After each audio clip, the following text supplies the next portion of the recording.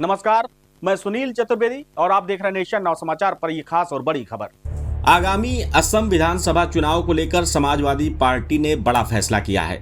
Party ने असम में भी अपना राजनीतिक दायरा बढ़ाने की रणनीति के तहत कम से कम 5 सीटों पर चुनाव लड़ने की तैयारी शुरू कर दी है।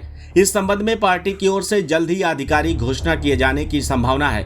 दरअसल समाजवादी पार्टी का लक्ष्य राष्ट्रीय पार्टी का दर्जा हासिल करना है। इसी रणनीति के तहत अब पार्टी उत्तर प्रदेश से बाहर अपने संगठन और जनाधार को मजबूत करने की कोशिश में जुट गई है। लोकसभा में सीटों के लिहाज से समाजवादी पार्टी देश की सबसे बड़ी तीसरी पार्टी है और उसके पास 37 सांसद हैं। हालांकि ये सभी सीटें उत्तर प्रदेश से हैं, जबकि अन्य राज्यों में पार्टी का विस्तार सीमित होने के कारण अभी उसे राष्ट्रीय पार्टी का दर्जा नहीं मिल सका है। चुनाव आयोग के नियमों के अनुसार किसी भी दल को राष्ट्रीय पार्टी का दर्जा पाने के लिए कम से कम 4 राज्यों में कुल वैध मतों का 6% हासिल करना होता है। साथ ही लोकसभा में कम से कम 4 सीटें होना भी जरूरी है।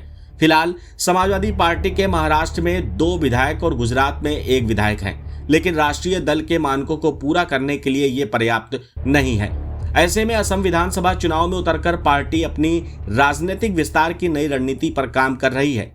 सूत्रों के अनुसार समाजवादी पार्टी असम के मुस्लिम बहुल इलाकों की कम से कम 5 सीटों पर अपने प्रत्याशी उतार सकती है। इतना ही नहीं, पार्टी अध्यक्ष अखिलेश यादव के भी चुनाव प्रचार में शामिल होने की संभावना जताई जा रही है।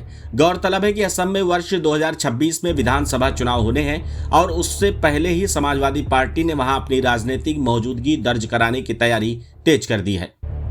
बने रहिए हमारे साथ और देखते रहिए नेशन नाउ समाचार।